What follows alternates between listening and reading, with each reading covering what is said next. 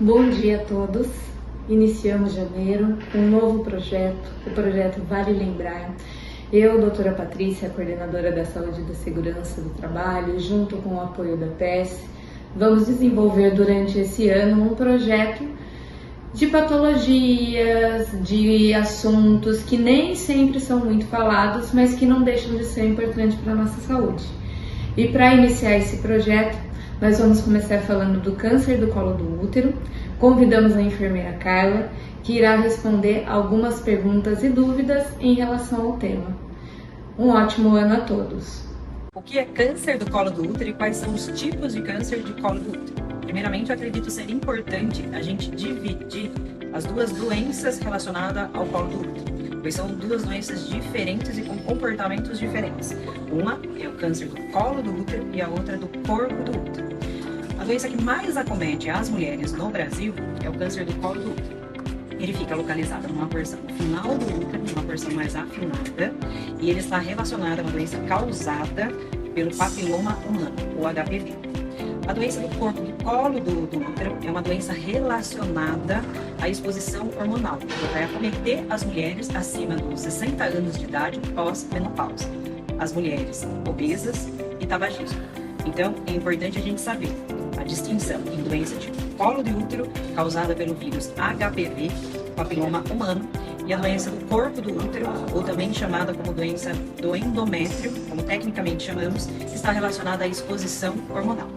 Os últimos dados do INCA, Instituto Nacional do Câncer, para o ano de 2023 a 2025, é a terceira maior causa de incidência de câncer nas mulheres. Se espera mais de 17 mil novos casos. Quais são os principais fatores de risco do câncer do colo do útero?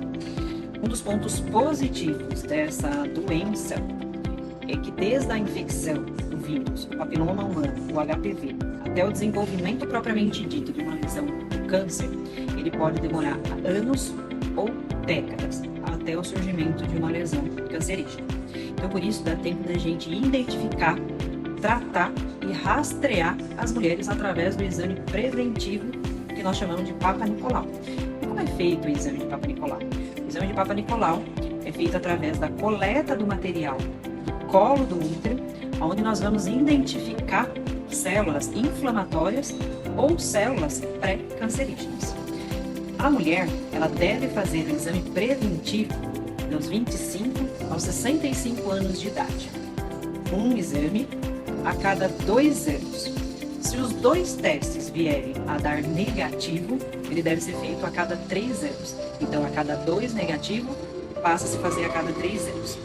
Mas, se for identificado algum tipo de alteração no exame do Papa Nicolau, ele deve ser feito regularmente, anualmente, e aonde a gente vai identificar se houve ou não aumento das lesões, onde vai possibilitar tratar essas lesões até que elas se tornem uma lesão pré-câncer. Quais são os principais sinais e sintomas do câncer do colo do útero? Então, eles podem ser variados, mas as mulheres elas podem apresentar sangramento fora do período menstrual ou mulheres que entraram na menopausa e voltam a ter sangramento, dor durante a relação sexual, ou corrimento vaginal com odor fétido. Então, esses são os sintomas relacionados ao câncer do colo do útero. Quando a gente entra no câncer do corpo do útero, ou tecnicamente nós chamamos de câncer do endométrio, ele está relacionado à exposição hormonal ao longo da vida e acometem as mulheres acima de 60 anos de idade e mulheres obesas. E como é feito o diagnóstico do câncer do colo do útero? Então, se alguma mulher apresentar aqueles sintomas que são sugestivos de câncer do colo do útero, como sangramento fora do período menstrual, ou mulheres que entraram na menopausa e voltam a ter sangramento, ou dor durante a relação sexual, ou corrimento de odor fétido, ela deve procurar uma avaliação com um ginecologista. O ginecologista, ele vai fazer uma avaliação clínica ginecológica. E se tiver alguma lesão sugestiva de câncer, o exame diagnóstico solicitado é a biópsia. Então, o exame para confirmar o diagnóstico é a biópsia. No exame da biópsia, ele vai confirmar ou detectar o câncer. E o que nós vamos ver nesse resultado de biópsia? A gente vê se a doença ela está restrita, localizada, se ela está localmente avançada ou se é uma doença avançada. Como é é feito o tratamento das pacientes quando são diagnosticadas com câncer do colo do útero? Então, primeiramente, as pacientes é feito um estadiamento. O que é o estadiamento? Os exames para saber se a doença está localizada, restrita, se é uma doença localmente avançada ou se é uma doença avançada. A partir desses critérios de estadiar a paciente, aí sim é direcionado a paciente para as linhas de tratamento oncológico. Então, se a gente está falando de uma doença restrita localizada no câncer do colo do útero, a indicação é cirúrgica. E essa classificação ela é cirúrgica. E se mediante a cirurgia tiver algum achado de risco, aí sim a paciente ela pode ser submetida ao tratamento de radioterapia com ou sem quimioterapia. Existem alguns estudos em andamento com relação aos benefícios com outras drogas relacionadas ao tratamento do câncer do colo do útero. E se a gente classifica a paciente como uma doença avançada, então se a paciente ela tem uma doença fora do útero, como fígado, pulmão, ou até mesmo um dia uma paciente ela pode ter uma doença localizada e ela teve uma recidiva, ou seja, voltou a doença, aí o indicativo desse tratamento é a quimioterapia.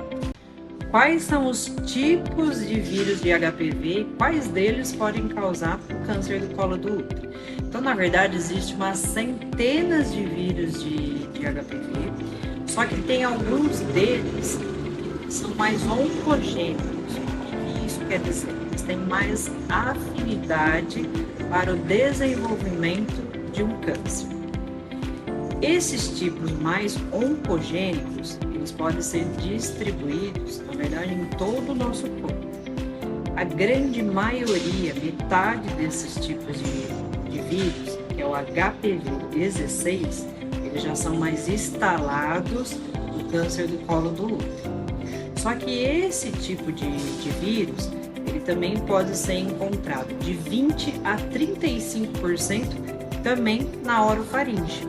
Então, é o mesmo tipo de vírus, mas ele pode ser distribuído no nosso corpo.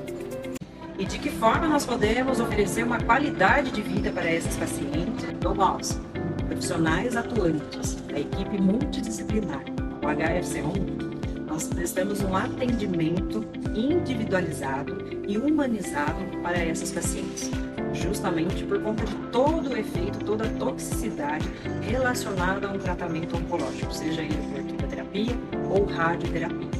Então, nós temos por objetivo reduzir esses efeitos colaterais e viabilizar conforto e qualidade de vida para essas pacientes. Partindo dessa premissa, o HFC tem por objetivo fazer as iniciativas e orientação aos colaboradores sobre a prevenção do câncer feminino. E queremos que os colaboradores sejam porta-vozes e multiplicadores de informação sobre a prevenção do câncer feminino. Eu, como profissional atuante na área da oncologia, gosto de reforçar a informação o quanto antes. Quanto antes eu ir no ginecologista, o quanto antes eu fazer o exame Papa Nicolau, o quanto antes eu fazer uma atividade física melhor.